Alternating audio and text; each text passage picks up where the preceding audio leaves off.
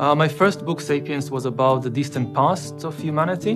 And the second book, Homo Deus, was about the distant future. So in this book, I tried to write about the immediate issues that are facing humans today.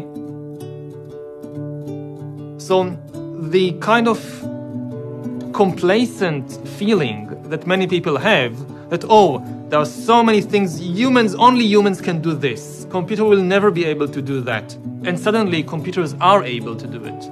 And you have, the famous cases of like AlphaGo that taught itself how to play Go and then defeated the world champion. In the long run, no job is absolutely safe. If a job involves a lot of creativity and a lot of social interaction, this is more difficult for an AI. But if a job is very repetitive, or it involves mainly just analyzing data, then this is something which is easy to replace. So if you compare, for example, doctors and nurses, people think, oh, doctors, they are far more important than nurses.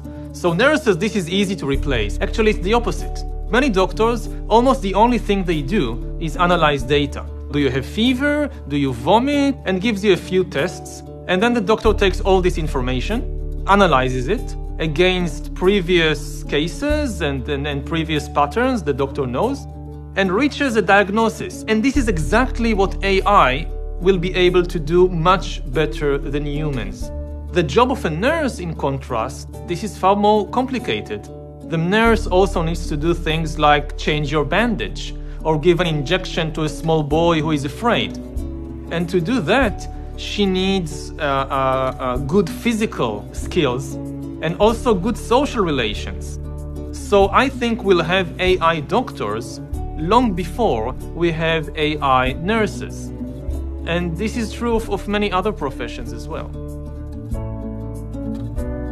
Anger and fear and boredom, they are biochemical patterns. All these recognizing patterns, computers are learning how to do that. Analyze the tone of voice, analyze the different facial movement in the face. And after analyzing millions and millions of people and interactions, the computer can also learn what is the best way to interact. And ultimately, computers can do things that no human can do, which is access what's happening inside your body.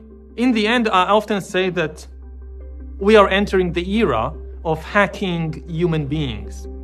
Everybody is talking about hacking computers, but really the most you really want to hack human beings, to understand what's happening not in your smartphone, but in your brain. And the last advantage of computers in this respect is that they don't have feelings of their own. You shout at me and I become angry and I shout back. And it goes over the database of jokes that make you laugh in the past and chooses exactly the right joke to make you less angry, less tense. And the danger here is that people will become so used to interacting with computers who know them and react to them in a very appropriate way that people will actually become intolerant of other humans. So this is one of the big questions, how to live in a world when you have these big systems which get to know you better and better. But the situation today is a bit like we are all children and there is this mother who knows us so well. They are not necessarily, they don't really care about you like your mother cares about you. They just want to sell you something. The most important thing is to teach people how to learn and how to change throughout their lives.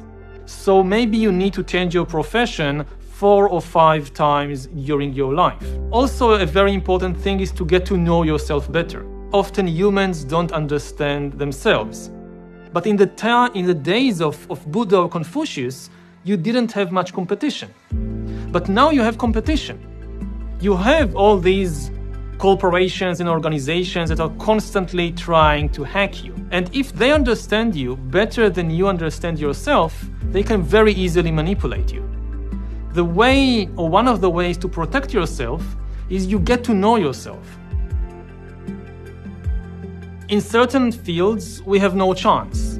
But in other aspects, the one thing that humans certainly have and machines don't is consciousness, is the ability to feel things, to have subjective experiences like pain and pleasure and love and hate. Key insight is that we don't need to think about it just in terms of competition between humans and computers. We can let the computers do all these things instead of us and focus on developing our humanity. If we can solve the problem of how to support people without engaging in these jobs and will instead be involved in meaningful community and social relations, this could be far more meaningful than driving a truck or than working in a factory.